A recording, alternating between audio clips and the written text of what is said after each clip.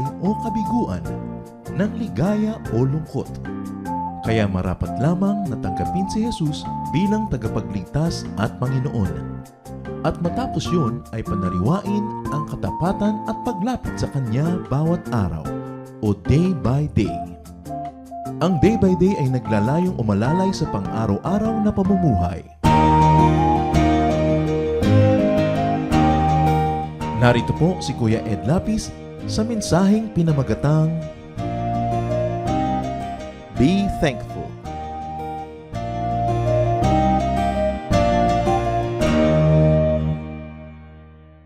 First Thessalonians 5:18 says, "In everything give thanks, for this is the will of God in Christ Jesus concerning you." One of the most beloved versions, the King James Version, very, very popular verse. At yan ating pag-aaral ngayon, pinamagatan natin, be thankful. Dapat maging mapagpasalamat ang tao.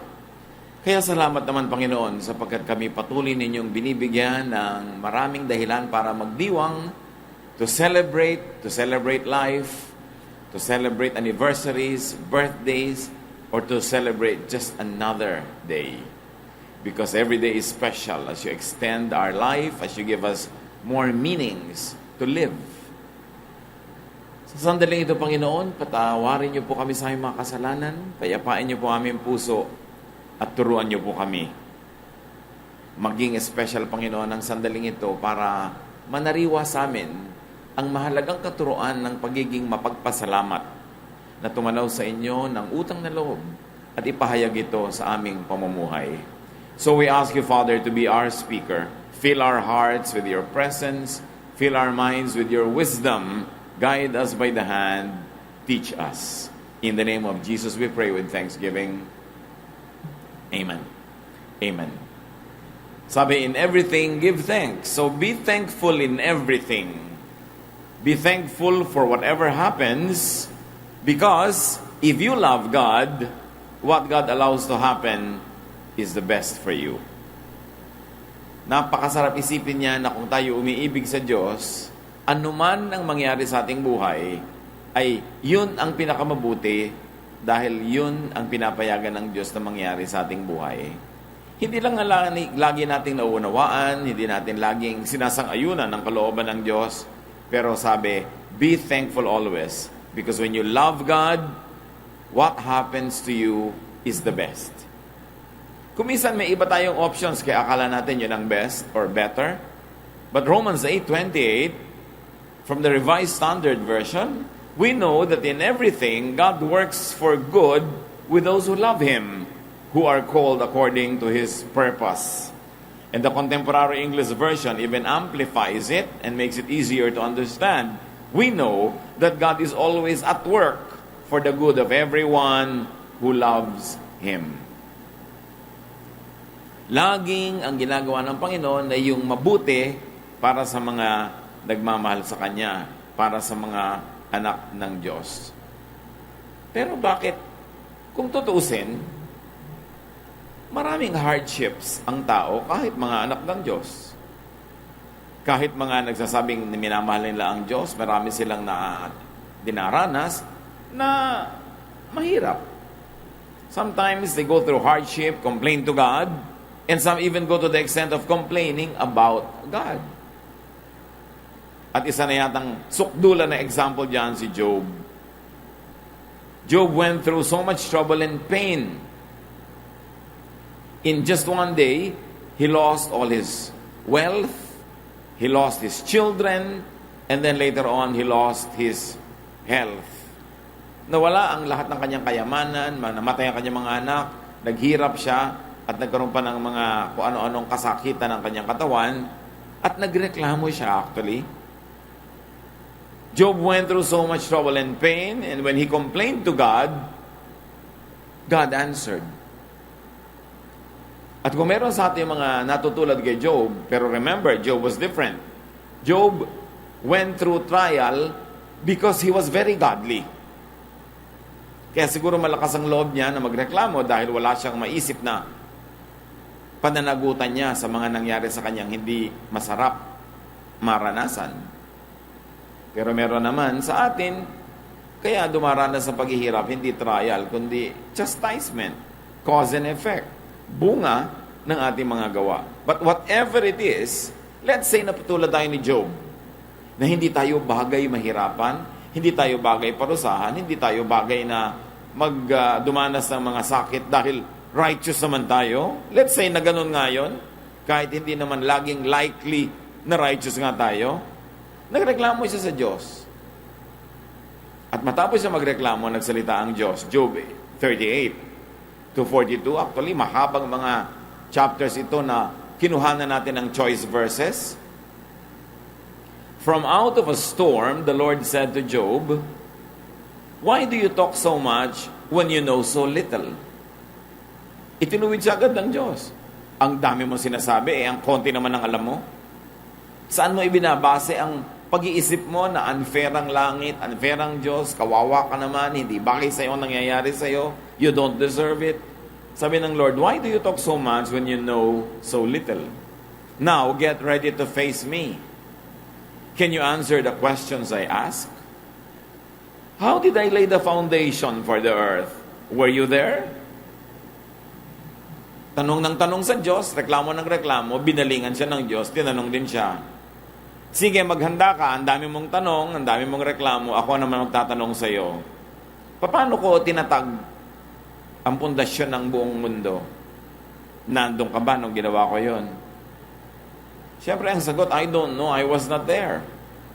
Now, the Lord makes Job realize that he never had enough knowledge nor longevity. Ang iksi-iksi ng buhay mo, pinanganak ka pa lang kahapon, akala mo, ang dami man ang alam. Wala ka naman nung nilikha ko ang mundo. Anong malay mo sa punot dulo ng mga bagay? Ano ang malay mo kung anong dapat at hindi dapat? Ano ang bagay at hindi bagay? Para mag-disagree ka sa aking pinagpasyahan na mangyari. At sa pagpapatuloy, sabi ng Panginoon, did you ever tell the sun to rise? And did it obey? Napakarinaw sa verse 12. Did you ever tell the sun to rise? And did it obey? Sabi, sige, wala ka doon nung ang mundo ay nilikha ko. Nautusan mo na ba ang araw kahit kailan na tumaas? Na siya ay dumating pag umaga? Tumaas sa langit? At kung sinubukan mong gawin yun, sumunod ba sa iyo? So the Lord is questioning the power of Job. Wala ka naman palang ka-power. Bakit ka nagrereklamo? At verse 31, can you arrange the stars in groups? Do you know the laws that govern the heavens? And can you make them rule the earth? Again, the obvious answer is no. And verse 40, chapter 40, verse 1, I am the Lord all-powerful, but you have argued that I am wrong. Now you must answer me. Sabi ng Panginoon, lakas-lakas ang loob mo makipagtalo sa akin, magreklamo sa akin, so sagutin mo ko. What does we see here? That complaints against God will have to be accounted for. Na hindi basta-basta ka na lamang nagre-reklamo. Pwede ka siguro magsumbong sa Diyos, pero kung yung ginagawa mismo ng Diyos at pinapayagan niya, ang tinatanong natin, kinu-question natin, ay tatanungin ka rin. Sagutin mo ako, sabi ng Panginoon, kaya mo ba yung mga yan? Bakit ang lakas ng loob mo to criticize what I allow to happen? In verse 3, Job said to the Lord, who am I to answer you? I did speak once or twice, but never again. Nalagay sa tama itong si Job. Sabi niya, sino po ba naman ako para mga tuwiran sa inyo? Sino ako para masagot ang mga tanong nyo? Ang totoo, mga minsan o 2 beses lang naman ako nagreklamo, tapos hindi ko na nga po inulit. At buti na lang, hindi niya talaga pinaulit-ulit. So, some people may complain. But this Job, actually, by all counts, seemed to have all the rights to complain. Kasi ang Diyos mismo ang nagsabi na si Job was super righteous. But nevertheless, he went through difficulty. Paano pa tayo na hindi super righteous? Eh di mas bagay lang. Ang totoo, hindi tayo dapat nagtataka kung may nangyayari sa ating hindi maganda kasi dapat ngayon na mangyari sa mga taong makasalanan eh. Ang magtaka tayo pag may nangyayaring magaganda that we do not deserve. But then, we begin to have a feeling of entitlement na dapat maganda nangyayari, kaya nagrereklamo tayo pag hindi maganda. But, God says, actually, you are nothing. At hindi pang-iinsulto kay Job. Totoo lang yun. Kasi niya, para magreklamo ka ng ganyan, parang lumalampas ka sa hangganan, nalilimutan mo kung sino ka, at ang tanging claim to fame mo, righteous ka. You may be really, generally, universally righteous, but you could not be perfectly righteous. No one is righteous, not even one. So we should not complain about what happens in our lives that we do not deserve as far as our opinion is concerned. We should be thankful for the good things that we do not deserve. Yan ang dapat maging punong-puno sa ating utak. Magpasalamat ka sa mabubuting bagay na hindi mo dapat tanggapin. At kung may tinatanggap ka hindi maganda, sabi mo, naturally, because I am fallen, because the human race is fallen, all of this are just effects of the causes of human failure. So, natural lang yon. Ang hindi natural ay yung tumatanggap ka ng marami magandang blessing. Kaya dapat tantad ka ng pagpapala. Dahil kung tutuusin, ang dami-daming blessing every day. The difficulties are just tiny dots in an otherwise long, happy line of life. Gano'ng karaming beses ka na bang nagutom? Kasi kung talaga nagutom ka, yung nakamamatay na gutom, di dapat wala ka na dito, patay ka na. Eh buhay ka pa, ibig sabihin, mas maraming beses na busog ka kaysa gutom. Nagkakasakit tayo, pero laging nananalo yung kalusugan, kaya buhay pa tayo. Kasi kung hindi, di dapat nakalibing ka na. Maraming dapat ipagpasalamat. At sa verse 6, sa pagpapatuloy, then out of the storm, the Lord said to Job, nakita nyo, out of the storm, ang lakas ng dating. Talagang ipinakita ng Diyos in a dramatic way kung sino ang nagsasalita. He spoke out of the storm. Face me and answer the questions I ask. Are you trying to prove that you are innocent by accusing me of injustice? Ang sinasabi ng Panginoon, alam nyo, tuwing iniisip nyo na hindi nyo deserve ang nangyayari sa inyo, pinaparatangan nyo ako na hindi makatarungan dahil bakit ko pinapayagan ng ganyan na hindi nyo pala deserve. Therefore, tama kayo at mali ako. Yan ang sinasabi ng Diyos. Only one of us must be right. Dahil magkabaliktad ang ating pananaw. Sa pananaw ko, pinapayagan ko, therefore, pwede at dapat mangyari sa iyo yan. Pero sa pananaw mo, hindi dapat, therefore, tama ka at mali ako, yung ba ang gusto mong palabasin? Sabi ng Diyos kay Job, only one of us could be right, one should be wrong. Alam ko namang Diyos yung mali. Verse 9, do you have a powerful arm and a thundering voice that compare with mine? If so, then surround yourself with glory and majesty. Show your furious anger. Throw down and crush all who are proud and evil. Wrap them in grave clothes and bury them together in the dusty soil. Do this, and I will agree that you have won this argument. God seldom speaks this way.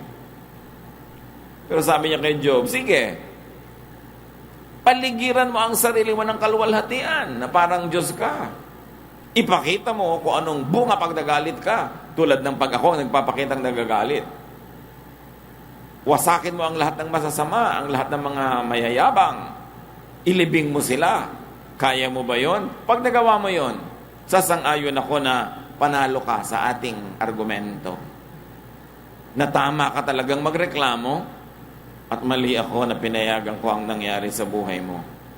Ba't alam natin na hindi naman kaya at hindi pwedeng gawin yun ni Job? Sa chapter 42 verse 1, Job said, no one can oppose you because you have the power to do what you want. Precisely. No one can oppose God because He has the power to do what He wants. So why even attempt? Even in your thoughts. Paano ka magwawagi? Verse 3, you ask why I talk so much when I know so little? I have talked about things that are far beyond my understanding. Yun ang inamin ni Job. You told me to listen and answer your questions. I have heard about you from others, Now I have seen you with my own eyes. That's why I hate myself and sit here in dust and ashes to show my sorrow. Sabi ni Job, opo nga eh. Sinabihan niyo akong magsulit, magsalita. Dati nababalitaan ko lang ang tungkol sa inyo. Ngayon nasaksihan ko na kung sino talaga kayo. Kaya namumuhi ako sa sarili ko, nakakahiya ang pinaggagawa ko. Kaya narito nagluluksa ako. Dito ako nakaupo, nakalugmok sa mga abo, which is of course a sign of mourning. Job repented for complaining to God. He was sorry for questioning God, for making God look wrong, and for accusing God of wrongdoing. So be thankful for everything. Why? Why can we be thankful for everything? Be thankful because what did not happen could be worse. Sometimes nagrereklamo tayo for what happened, forgetting that what did not happen could be worse. Nagrereklamo tayo kuminsan, nasunugan tayo ng bahay, forgetting na magpasalamat na at least hindi kayo nasunog kasama ng bahay. It could be worse. Kuminsan nagrereklamo tayo, hindi tayo nagkaroon ng visa na pumunta sa ibang bansa. Naku, nagkaroon ka pala ng visa, pagpunta mo doon, doon ka pa nasaksak at napatay. Kaya ka hindi binigyan ng visa kasi pinagtanggol ka sa isang disaster na hindi mo pa nakikita kasi malayo sa mata mo. Pero ang Diyos, nandun na siya sa future, alam na niya. Minsan, nagrereklamo ka dahil siyam na beses ka nang kumukuha ng board, di ka pa pumapasa. Sinisisi mo na ang Diyos dahil Sunday school teacher ka naman, ang sipag-sipag mo, nagtatize and offering ka. Yung pala kung pumisa ka agad, ang pupuntahan mo, disaster. Hindi mo alam. Because the Lord protects people from disaster without them knowing about it. Do not complain about the thing, what you might call bad that happened. Because something worse could have happened instead of that bad one. So in that case, pasalamat ka na sa bad, buti hindi worse. Or hindi worst. At may limit naman, may limitasyon, may hangganan ng hardship na pinapayagan ng Diyos. Kaya pati yung isang grand hardship na tinutukoy sa Matthew 24, verse 22, if God doesn't make the time shorter, no one will be left alive. But because of God's chosen ones, He will make the time shorter. So yung makakaranas itong paghihirap na to, magrereklamo sa Diyos, sasabihin ng Diyos, pasalamat nga, pinaiksi ko yan. Para ka mag-survive, mahaba pa yan dapat. Ang nakikita lang kasi natin, yung ayaw natin na naganap, hindi natin alam na pwedeng may mas ayaw pa tayong naganap kung yung ayaw natin na number 1 ay hindi naganap, yung number 2 magaganap. So we can be thankful if only we would trust. Magtitiwala ka na alam ng Diyos ang ginagawa niya, alam niya ang lahat ng nangyayari, at kung minsan yung mga kabiguan natin sa buhay, mga kalungkutan ay paraan pala niya ng pagliligtas sa atin sa mas marami pang kabiguan at mas masahol na kalungkutan. Be thankful in everything for whatever happens, because whatever happens is better than what we deserve. The Bible is clear. All have sinned and fall short of the glory of God. And you know that the wage of sin is death. So nabubuhay ka physically and eternally, pasalamat ka na kahit wala ka pang bahay, kahit may ganito ka pang karamdaman, kahit may ano pa, pasalamat ka na. Yun lamang alam mo na may buhay kang walang hanggan na hindi mo deserve. Na hindi ka napaparusahan sa mga kasalanan mo dahil inako na ni Jesus.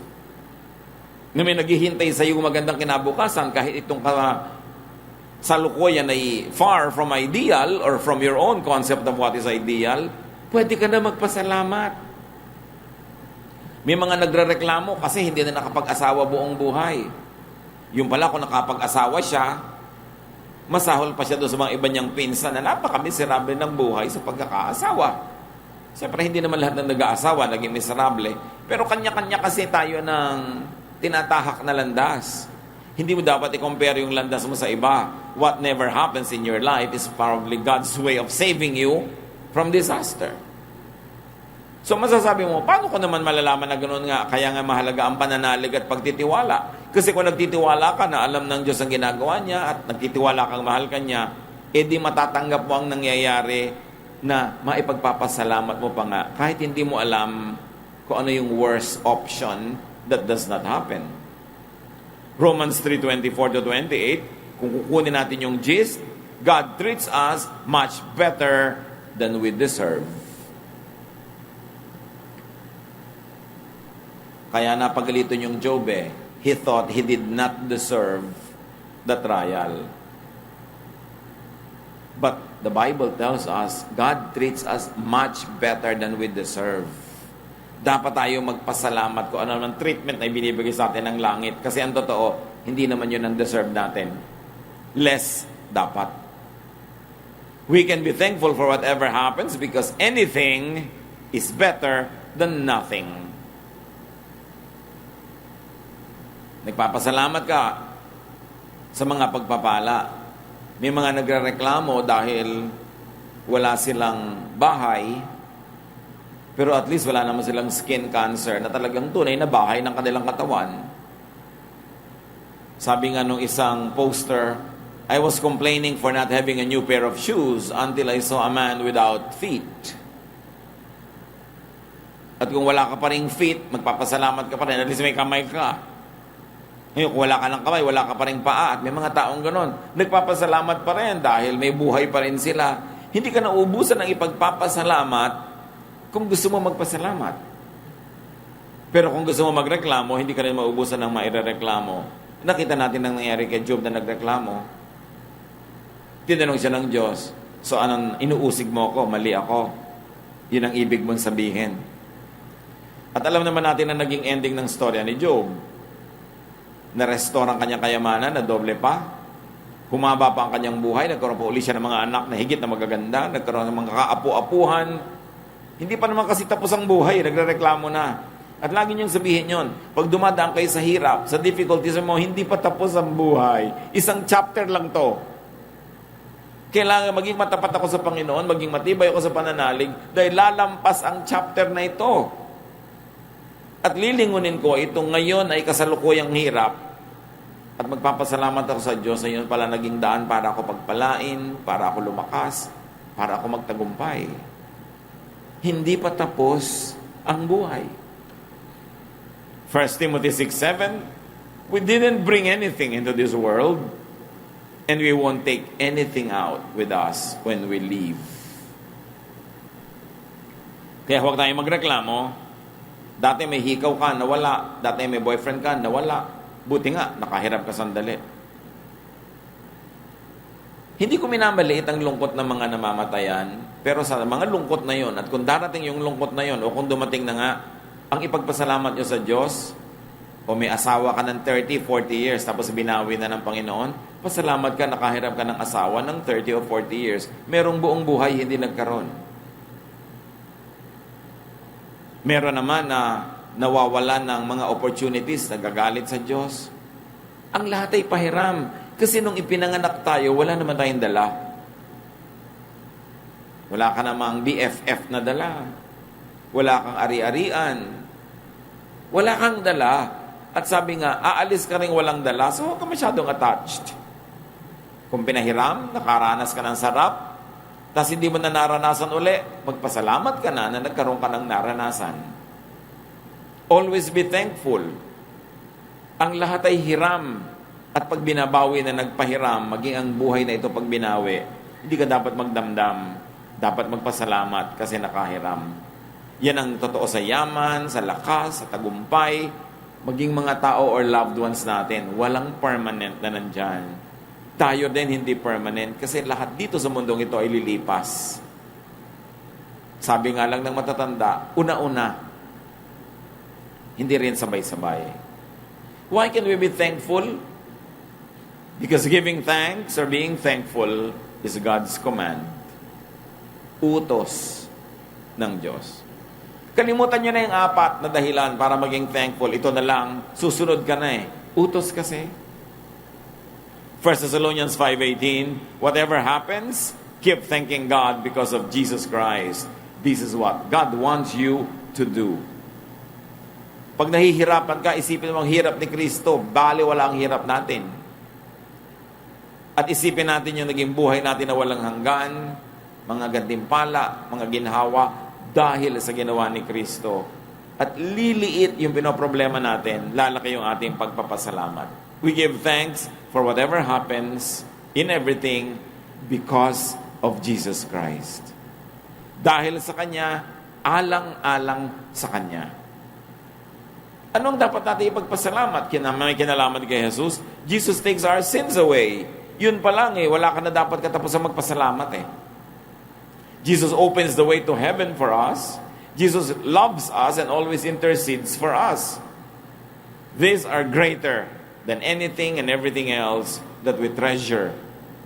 And that is already assured na mapapasatin dahil atin na nga sa kasalukuyan. So we can be thankful always. So always be thankful. Your other choice is to always complain. Yun lang naman Pag hindi ka mapagpasalamat, ang choice mo na lang, magreklamo ka. Wala namang gitna, walang neutral dyan. Papasalamat ka o nagrereklamo. Ano naman ang mapapala mo magreklamo? Sasaya ka ba pag nagrereklamo? Sasaya ba mga tao sa paligid mo kung lagi ka nagrereklamo? At ano naman ang karapatan mo magreklamo? Remember Job? Tulad ng sinasabi sa Bible, yun daw palayok na ginagawa noong potter. Sabi, ikay palayok lang, huwag kang magreklamong, o ba't ako walang takip, o bakit ako walang tangkay, o ba't ganyan mo ako ginagawa? Kasi God is the potter, we are the clay.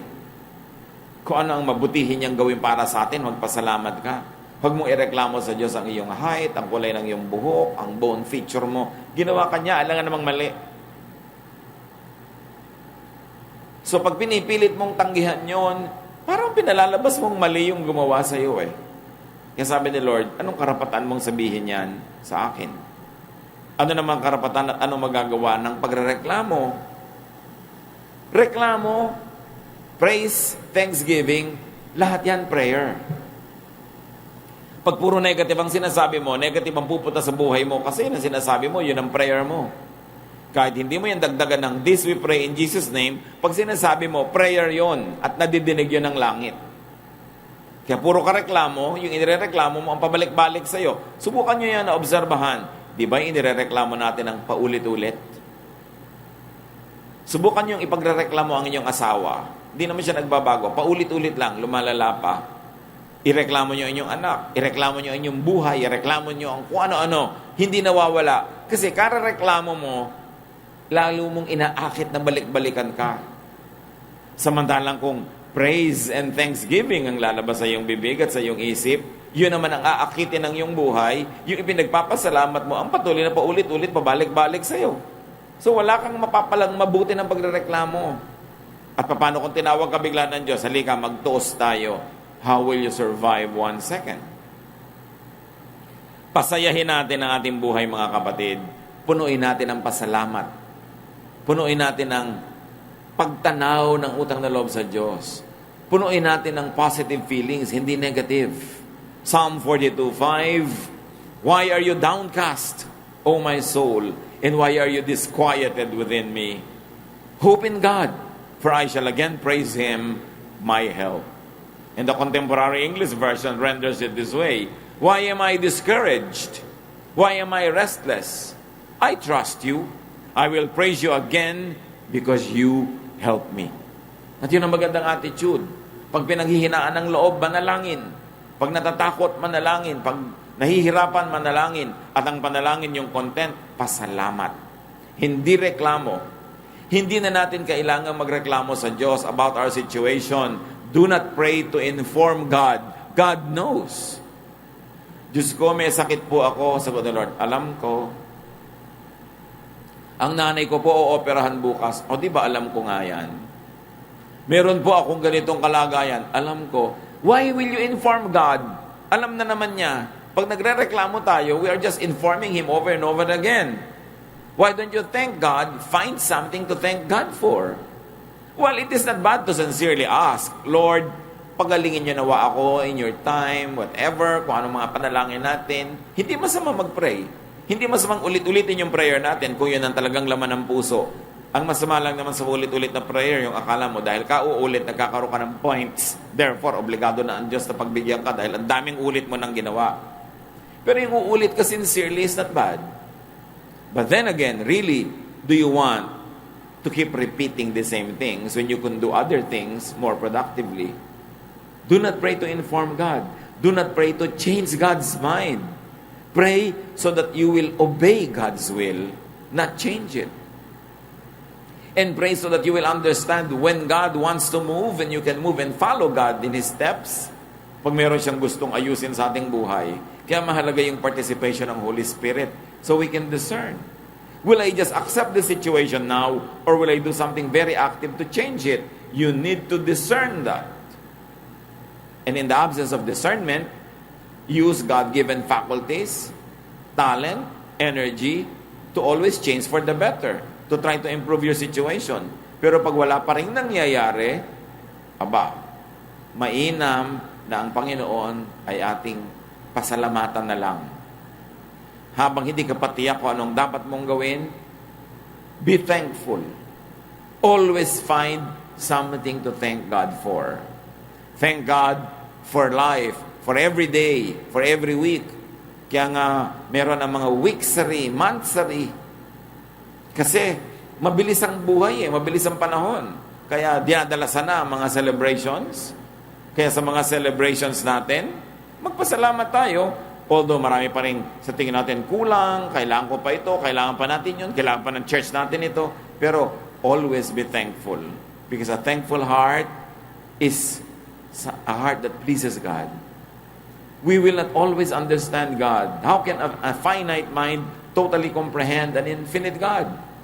But we can always be, in our finiteness, we can always be thankful. So remember, marami tayong dahilan. And one of the biggest is that God deserves to be thanked. Hindi niya deserve na laging reklamo ang madinig. Kailangan punuin natin ang ating bibig, ang ating isip ng mga papuri sa Kanya. And the same praises could actually open doors of blessings into our lives. Dear God, we thank you that we have so much to be thankful for. Salamat at maraming bagay na pwedeng ipagpasalamat. At ngayon, dinggin niyo ang aming mga pasasalamat, Panginoon. Mga kapatid, sa ilang saglit, manalangin tayo ng mga pasalamat. Walang reklamo, walang request, puro pasalamat lang. Do this. Mga hindi natin na ipagpapasalamat, nalilimutan natin ipagpasalamat. Fill your heart now with joy and thanksgiving. And thank God in silence where you are right now.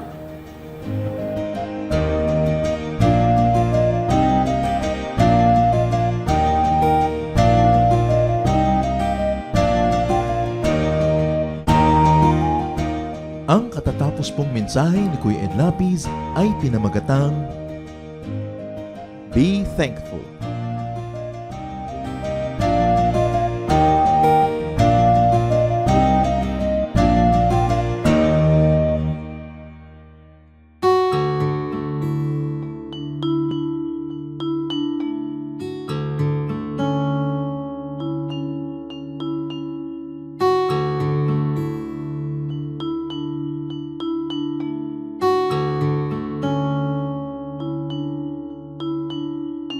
Pagmamahal mo sa akin, o kahirap malirik. Dating sarado ang isip kay kitig. Mulian kang nakilala, ang pananaw na wasto. Unawa sa kapwa-tao, nais mo. O Jesus, ang iyong pag-ibig ay hindi nagtatanging. Puso ko ay nagpupuri, tingin pagluwalhati. Sa paglakbay sa aking buhay, na nga maliligaw. Puso ko man maging isip, tigil lagi ng pag-ibig.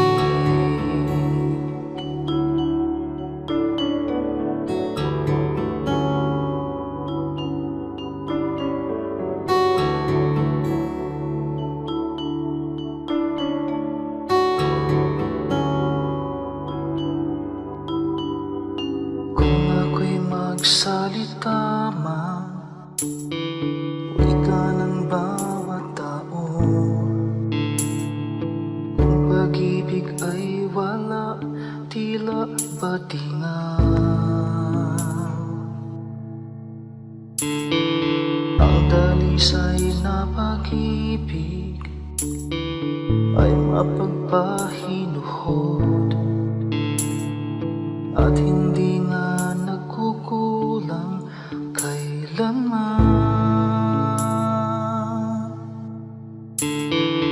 O Jesus, ang iyong pag-ibig ay hindi nagtatangi. Puso ko ay nagpupuri, tingin pagluluwalhati sa paglakbay sa aking buhay. Di na nga maliligaw. Puso ko man maging isip, tikit lagi ng pag-ibig. O Jesus, ang iyong pag-ibig ay hindi nagtatangi. Puso ko ay nagpupuri, tingin pagluluwalhati sa paglakbay sa aking buhay. Di na nga maliligaw. Puso ko man maging isip, tikit lagi ng pag-ibig. Puso ko man maging isip, tikit lagi ng pag-ibig.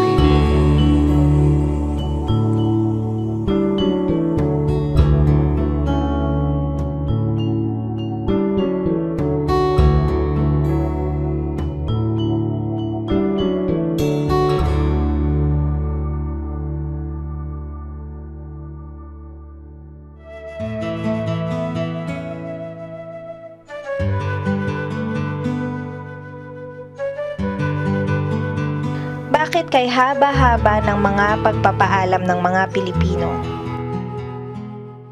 Kasi nga pa tayo mapagmahal, kaya ayaw natin tinatapos ang mga mabubuting bagay, lalo yung pakikipagmabutihan at pakikipagkapwa. Kaya may goodbye na sa taas ng bahay, may goodbye pa daw sa may hagdan, hanggang baba, at pwede ka pang ihatid hanggang bus stop o sa parking lot. Because we don't want to end a good thing. Natural sa atin yan. We are a very spiritual people and therefore timeless. Ayaw natin na merong very marked endings, especially ending a good thing.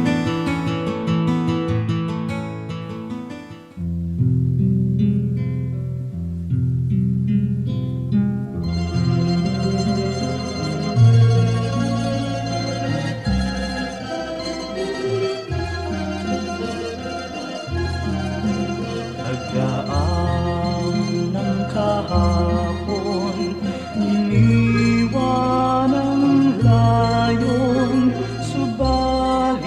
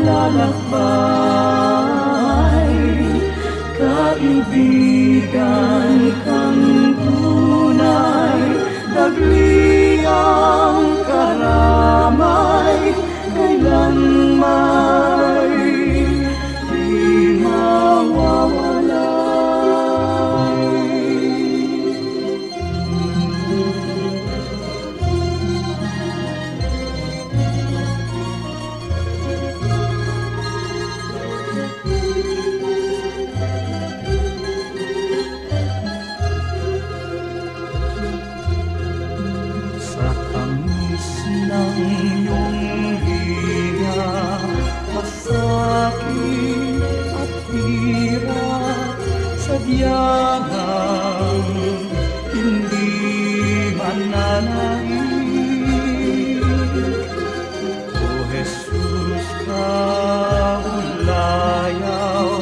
gawin pang malinaw sa akin ang iyong pag-ibig.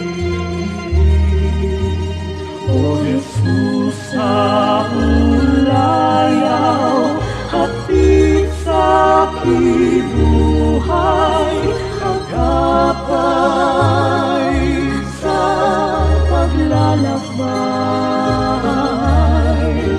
Kaibigan kang tunay, nagliyang karamay, kailanman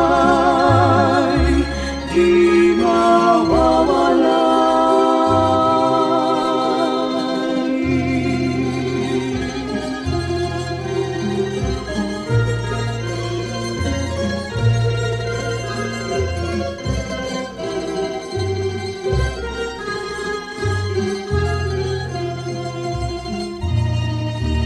O Jesus, sa ulayaw, hapit sa aking buhay, sa tuwina'y lunas ka sa aking lumbay, sa pag-ibig niyong alay, nasakdal dalisay ang puso.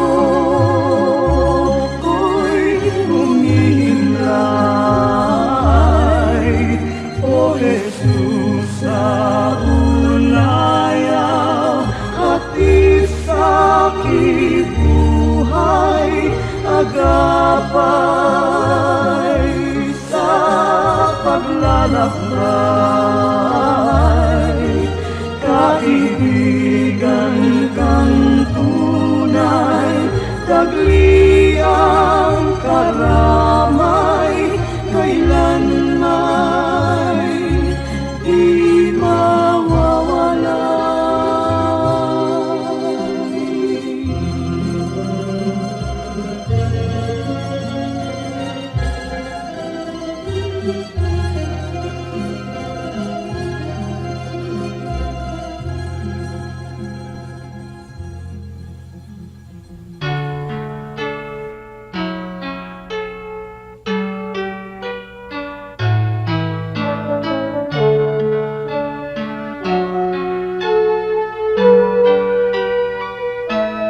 Kahit lagi ang masakit dito sa buhay ko, kahit lagi ang pagluha dito sa buhay ko, sakali man itong aking pamatok, ubod ng bigat, sa tulong mo, Jesus, nakakaya ang lahat.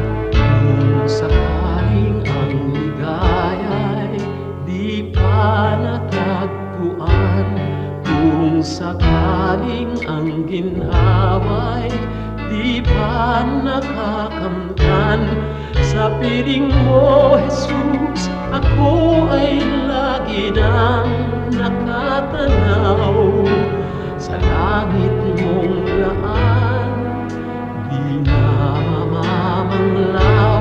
Pagtitiis, pagtitiis ang kailangan kong mabatid, kaya't ikaw, Panginoon, ang aking tutularan. Pagtitiis, pagtitiis ang kailangan kong mabatid, ang buhay ko ay lalago kung mayroong pagtitiis.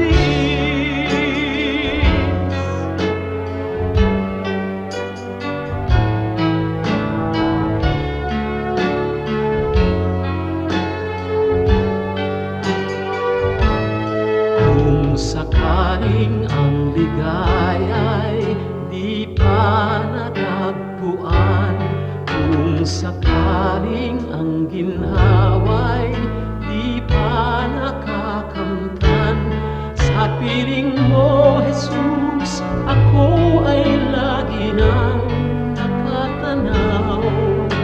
Sa langit mong laan, di na mamamanglaw. Pagtitiis ang kailangan kong mabatid. Kaya't ikaw, Panginoon, ang aking tutularan. Pagtitiis ang kailangan kong mabatid. Espiritu ay lalago kung mayroong pagtitiis.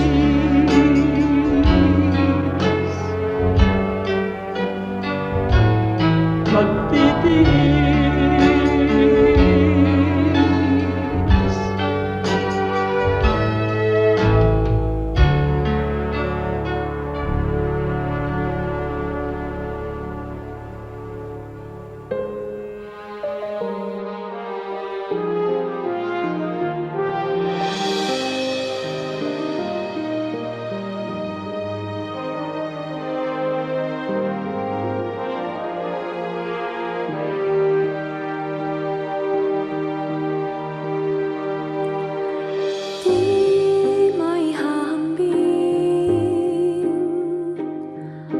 pag-ibig niyo sa akin, di may haling tulad ang wagas niyong pagtingin. Ang iyong pagmamahal sadyang walang hadlang, wala sa kalagayan at katayuan.